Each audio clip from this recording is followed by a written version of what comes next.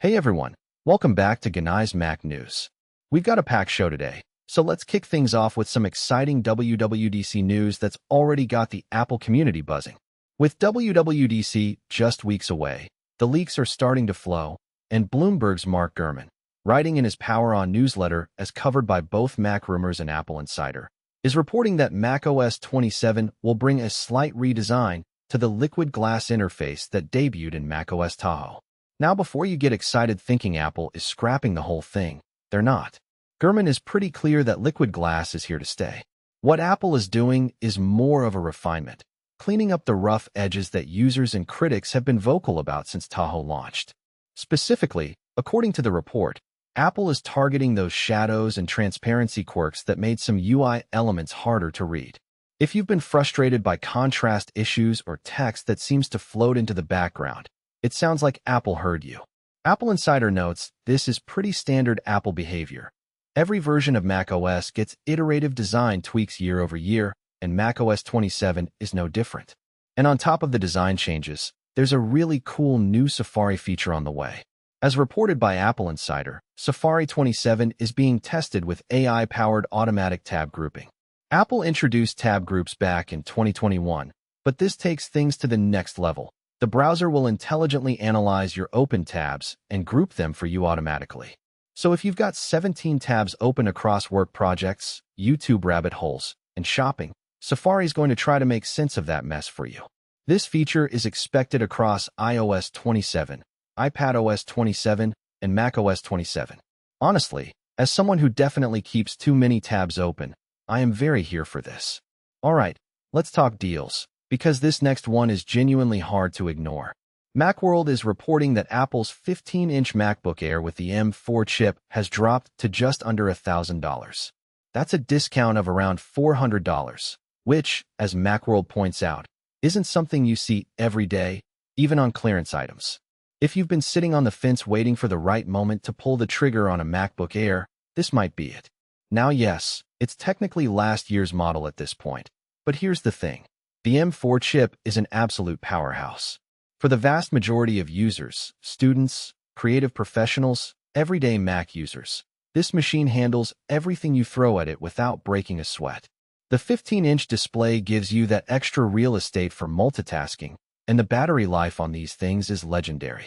Getting all of that for under $1,000 is genuinely a steal. And if you're more of a pro user, Apple Insider is also reporting that MacBook Pro models are seeing some serious discounts right now too, with prices starting as low as $1,499 at Apple-authorized reseller B&H Photo. We're talking up to $500 off on M5, M5 Pro, and M5 Max configurations. So whether you're a casual user or you need the full Pro setup, this weekend is looking pretty great for MacBook shopping. Okay, switching gears completely, and this one is quite the story. Apple Insider is reporting that Trump Mobile's T1 smartphone, remember that thing, is still vaporware. Nearly a full year after it was announced back in June 2025, the so-called Made in USA smartphone has not shipped to a single customer. Not one. And here's the kicker. The company has reportedly collected around $59 million from over 500,000 people who signed up and paid for the device. The T1 was marketed heavily to supporters of President Trump as a patriotically manufactured American smartphone, and it generated enormous buzz at launch.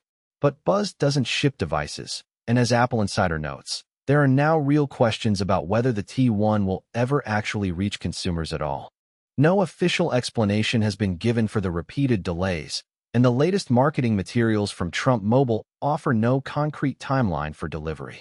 At this point, with nearly $60 million collected and nothing to show for it, this situation is raising some serious eyebrows. I'll let you draw your own conclusions on that one, but it's definitely a story worth watching. Next up, some reassuring news for Apple Vision Pro fans who've been worried after some doom and gloom reports recently. Apple Insider is pushing back hard on the narrative that Apple Vision Pro has been abandoned. You might recall some reports earlier this year suggesting that Apple had quietly wound down its Vision Pro team and shelved the product line. Apple Insider's reporting tells a different story. While the team structure may have evolved, the project itself has absolutely not been given up on. Apple Insider is pretty direct about it, saying the supposed death of Apple Vision Pro was a significant exaggeration based on a limited and anonymous leak. The outlet has been consistent in its stance that Apple is playing a long game with spatial computing. This was never going to be a mainstream consumer hit overnight, and Apple knows that. So if you've been worried that your Vision Pro is going to become a paperweight with no future software support, relax. Apple is still very much invested in the platform. The question of what comes next for Vision hardware is still open, but the idea that Apple is walking away entirely? Apple Insider says that's simply not what the evidence shows. Now here's a really interesting opinion piece that's generating some conversation in the Apple community, and honestly, I think it raises a fair point. 9 to 5 Mac is asking the question, does the iPhone need its own MacBook Neo moment? Here's the context. Apple's MacBook Neo has been a runaway success, pulling in PC users with a compelling price point and impressive performance. It's been a genuine conversion machine for the Mac platform. Meanwhile, the iPhone 16e, Apple's budgetish iPhone at $599, has been doing okay, but just okay.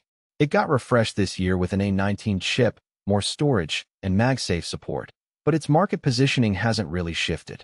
The argument from 9 to 5 Mac is that the iPhone 16e hasn't had that same magnetic pull on Android users that the MacBook Neo has had on Windows users. And with Android continuing to offer compelling hardware at lower price points, there's a real opportunity for Apple to be more aggressive. Could Apple make an even cheaper iPhone, something in the $400 range or below, that would genuinely convert Android holdouts who balk at Apple's prices? It's a fascinating strategic question. Apple has historically resisted the race to the bottom on pricing, preferring to protect its margins and brand perception. But if the MacBook Neo playbook is working, why not try it on iPhone? Something to think about. Let's talk about iOS 27 for a moment, because there's a reason the community is cautiously excited heading into WWDC. According to 9 to 5 Mac, Apple is reportedly making a serious push for stability and code quality in iOS 27, not just piling on new features. The report describes what sounds like a meaningful code cleanup effort, alongside the Apple Intelligence improvements we're expecting. And 9 to 5 Mac makes a compelling case for why this year's release could end up being one of the more polished iOS launches in recent memory. Here's the thinking. Apple has a lot riding on iOS 27 from an ecosystem and AI credibility standpoint.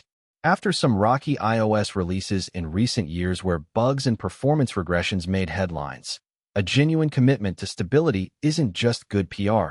It's essential for Apple to maintain its reputation as the premium, it just works platform. Combine that with the pressure to deliver on Apple Intelligence in a meaningful way, and you've got a company with real motivation to get this right from day one. Personally, after years of wait until point 1 advice being basically mandatory, the idea of a solid iOS launch is genuinely exciting. We'll see if the rumors pan out when WWDC kicks off next month. Before we wrap up, let's do a quick lightning round on some other deals worth knowing about this weekend. Mac Rumors is reporting that the brand new AirPods Max 2, which only launched last month, are already available at their all-time low price of $509 on Amazon, down from the regular $549. That's a $40 saving on a headset that literally just came out. All 5 color options are available, and Prime members can get faster delivery. Not bad at all for a brand new product. And over on Macworld, they're highlighting a couple of software deals worth a look. If you're drowning in ads and trackers online, AdGuard's family plan is on sale for just $15.97. That's a lifetime license for up to 9 devices, regularly priced at $169. The deal runs through May 17th, so don't sleep on that one. Alright everyone, that is going to do it for today's Genai Mac news. What a week in the Apple world. macOS 27 refinements, incredible hardware deals, a missing phone that took $60 million and disappeared, and a lot to look forward to at WWDC next month. Drop your thoughts in the comments below, especially on that cheaper iPhone idea. I want to know what you think. If you found this video helpful, smash that like button, subscribe so you never miss an episode, and I'll see you in the next one. Take care.